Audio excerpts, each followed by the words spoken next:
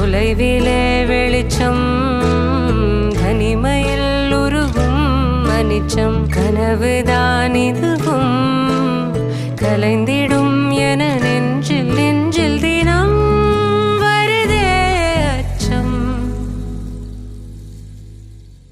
மேகதூதம் பாட வேண்டும் மேனி மீது சாரல் வேண்டும் காளிதாசன் காண வேண்டும் வானவில் வரும் வாழ்வில்